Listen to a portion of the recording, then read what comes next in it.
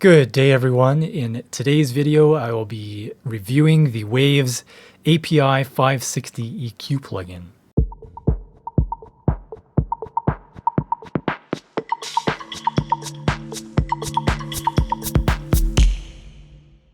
And this is going to be part one of a 10-part series of videos, which is based off of my blog post that I made back in February.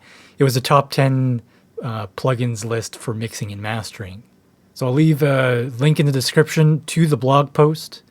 Now there is quite a bit of detail described for each plugin, but I feel like more can be done. So I want to do both a video description, but also provide some examples and play some audio and then put that all together for a little bit more in-depth review of a plugin. And I feel one of the best ways to get to know each of these plugins is to go into the owner's manual and at least have a decent skim, if not a deep dive into all the tables of contents. It looks like there's a lot to read. There really isn't that much. When you flip through all the pages, there's really not much to read. But a lot of the things that you may, like a lot of the questions that you may have in regards to the actual hardware or to the actual particular functions of the plugin version of that hardware, a lot of those questions can be answered just by going into the owner's manual. So let's start with some of the basics here. I will deep dive into the actual EQ section a little bit later. If we go to the right-hand side here, you see there is a polarity switch, which will flip the polarity of the channel that this plugin is on.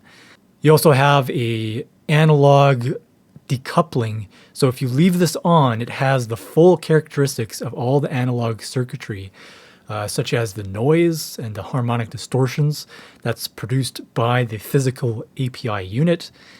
And you can decouple that from the actual EQing by clicking it into the off position.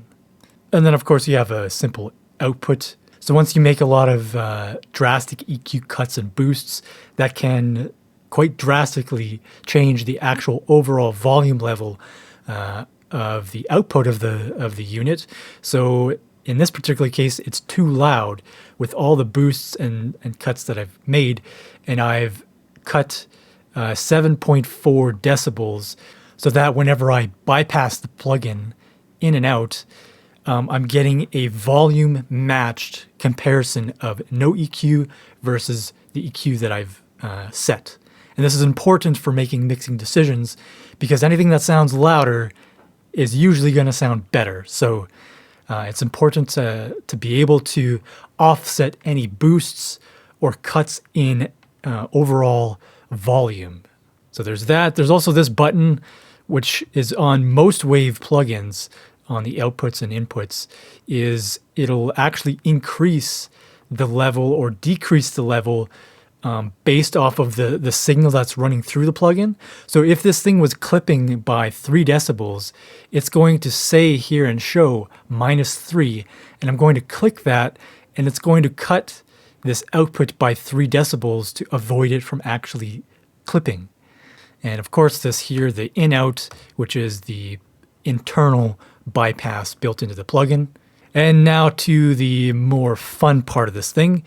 The plugin has 10 bands of equalization, and each one of these bands has been very meticulously selected so that each of them is an octave of the other. So if you know anything about musical theory and whatnot and the physics behind it, 31 times 2, so doubling that actual frequency is 62. It's not an exact doubling. It might be 31.5. I'm not exactly sure. But each doubling of frequency is actually an octave. So if you pull out a calculator and do all the math here, you'll see these are all multiples of each other. So 2K, 1K, 4K, 8K, 16K. And the reason why they do this is by having the EQ band at the actual octaves, it actually minimizes any phase distortions or phasing issues that can be introduced when you're doing some broad or surgical EQ. And so overall, it tends to have an enhancing musicality and clarity behind it. The other distinguishing feature and really awesome musical feature of this unit, the 560, is that as you increase the boost and cut on that frequency band, the proportional Q actually increases as well. So I'm going to demonstrate by pulling up a standard parametric EQ. So as you increase the boost or the cut, the proportional Q goes up as well, which means you're getting more surgical with your cuts and boosts.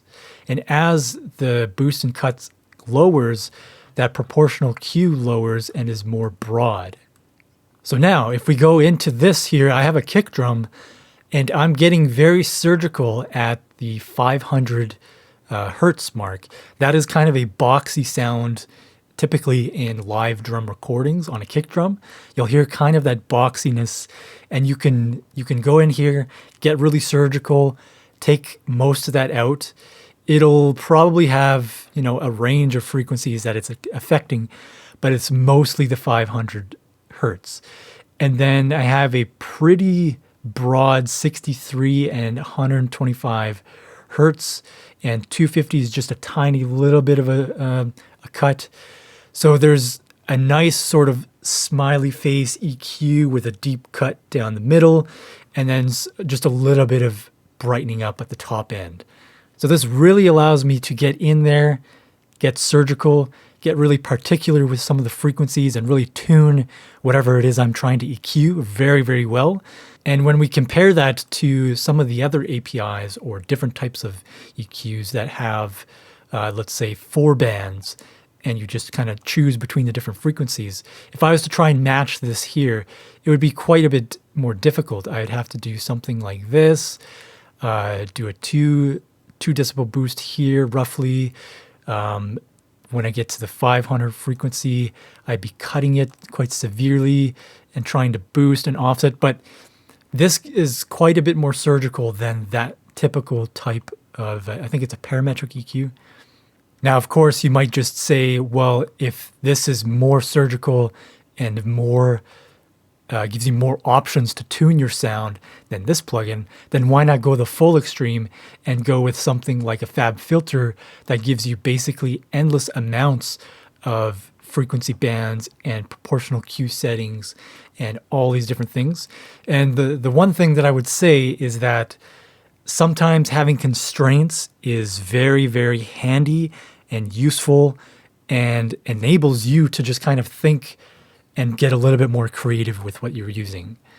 So when you have too many options, you can go so far down an alley that doesn't really serve what you're trying to mix, and it creates too much options.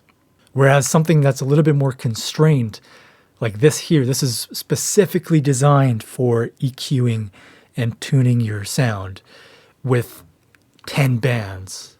And overall, this does have a characteristic API sound to it. So I don't always go to this plugin, but I do find myself using it for very particular situations. Okay, so now the fun part, we're going to walk through some audio examples. I have several instances of this plugin on various different things like kick, snare, guitars, some synth pads, and the bass guitar as well. So for this kick drum, I'm actually using the EQ first before going into a DBX 160 style compressor. And this is cleaning up the sound before it ever hits the compressor. I think in this instance, it's just going to get better results in the compression stage. So we'll have a listen from before and after this EQ settings, and then we'll just play around with it a little bit to exaggerate what this plugin can do.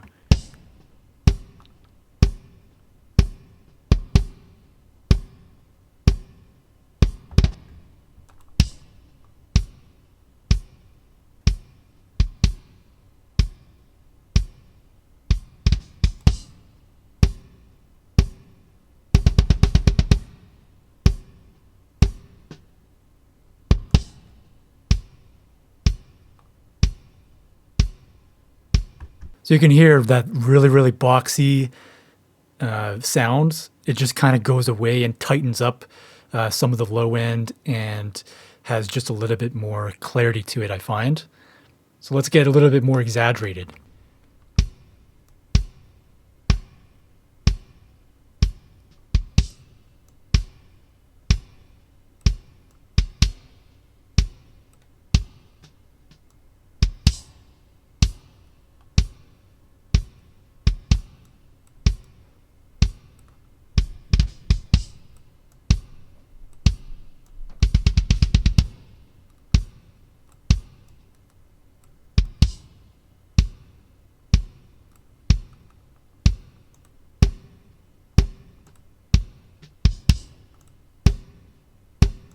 Yeah, so it does make quite a huge difference. But again, you're only limited to -12 and +12. And as you can tell, you can hear me sort of get to some of the extremes, and it still wasn't like particularly extreme settings. And if that was the case where I was trying to push this thing much harder than this plugin can actually offer, I probably would just scrap it and go to a different style of plugin, or I would try to enhance it in other ways in conjunction with this plugin. Like maybe a saturation plugin that has tonal characteristics to it, and I could really push it in that way as well.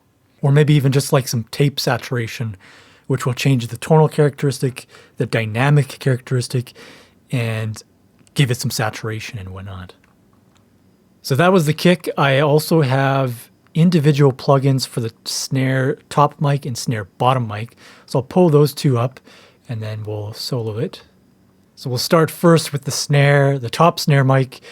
These two plugins are feeding into a supercharger compressor. So I'm doing the same thing. I'm cleaning up the sound before it hits the compressor.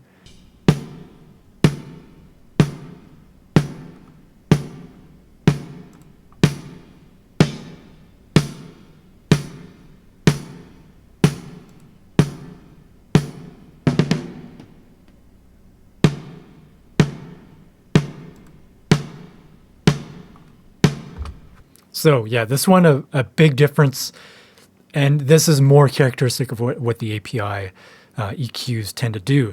You can hear the boxiness and sort of the rounded lower end of the snare that is just clouding everything, and then the top end is not very clear either. But with this here, this is pretty broad EQing, and I'm even boosting some of the low end, but you can hear it just really clears up a lot of the low end, gets rid of quite a bit of the boxiness, and then gives it more mid clarity and punch. And now let's exaggerate this.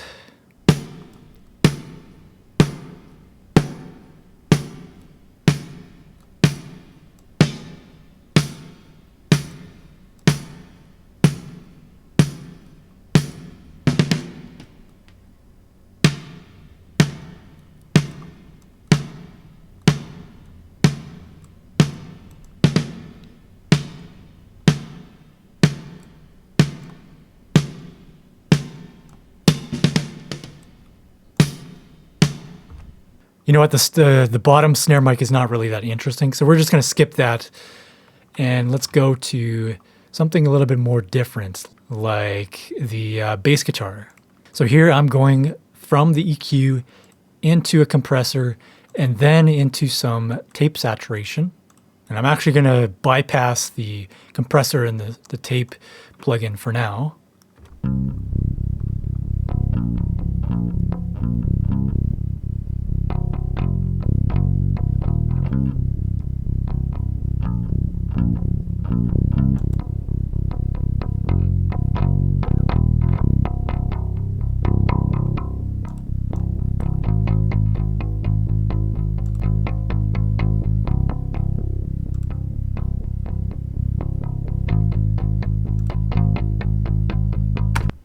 So the original sound does have an aspect of clarity and punch, but it's almost just, it can be improved easily. And you can hear when I engage the plugin, there is quite a bit more top end clarity, mid frequency clarity, and bite to it without clouding it in any way. And I'm actually even boosting some of the lows, so it's not it's not adding any cloudiness by boosting some of the lows. So I've re-engaged the other two plugins, and I'm going to do some extreme settings here.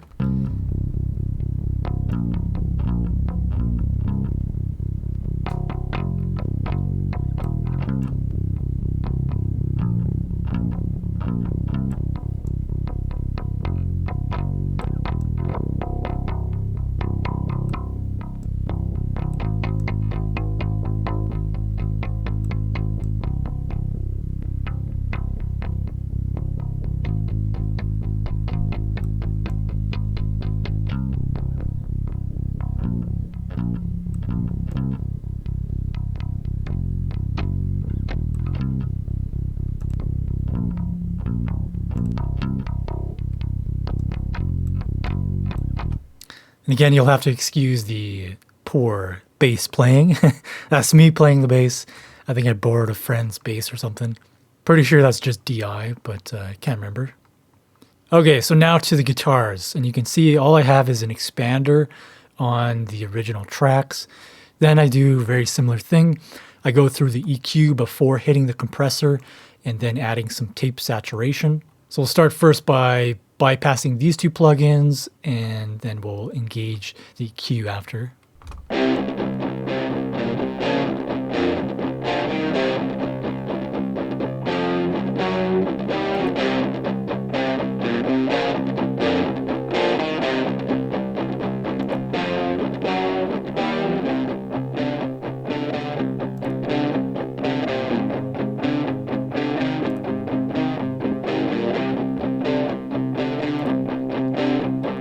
So this setting's, actually quite subtle, but it's definitely cleaning up some of the lows and bringing those guitars up a little bit more in your face, just slightly, not to the point where it's annoying. I'm not hard scooping or doing any major adjustments to the EQ because most of the tonal characteristics of the guitar was all sort of produced in the preparation part with the amp settings, the mic placement, and all that stuff. So really here I'm just sort of enhancing the original recording. And now that I've sort of cleaned up the sound with the EQ, then I can ride it into a compressor to give it a little bit more fullness and control some of the transients to really shape the sound, and then push that into a tape saturation, which then gives it an even more aggressive edge to it. So let's go through those.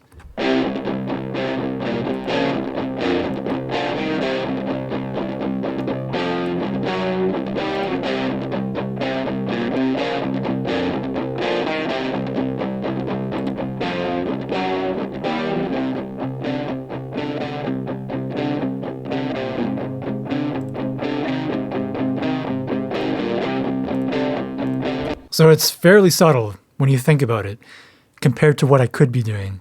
But overall, this EQ, it's giving me the nice clean slate to then go into a compressor, really shape the sound, and push it hard into a saturator to get an even more aggressive sound. So I just realized that the synths and all the pads and stuff, it's all in the intro, and it's actually very, very subtle in the song itself. So we're just going to skip that. But the point I want to make overall, and just wrap this all up, I think we've sort of walked through the different scenarios. The kick drum and the snare, the top snare mic, we definitely needed to do something about the boxiness and get some pretty surgical EQ moves in there to really sculpt the sound, but also to emphasize some of the low end, some of the top end, get some clarity, get it to really cut through the mix. With the bass guitar, there really wasn't a heck of a lot that I was looking to do with EQ other than really clean up that low end and tighten it, which you could hear it was doing a decent amount. We weren't getting really too surgical, but there was work being done to really clear up the sound. And with the guitar, it really was quite a subtle adjustment to just give the best of what has been recorded and captured, and then to be able to push that further with other processing. So that is pretty much it for this video. One thing I didn't actually walk through or demonstrate was the polarity switch and the on and off analog switch. The reason being is there's really just you can't hear the difference when you flip the polarity switch, and the analog is actually very subtle that it's kind of not even really much of a point of showing. But I do hope that the audio examples that I provided here does demonstrate the strengths and I guess weaknesses as well of the plugin, why I like it so much, why I use it quite a bit in various different projects.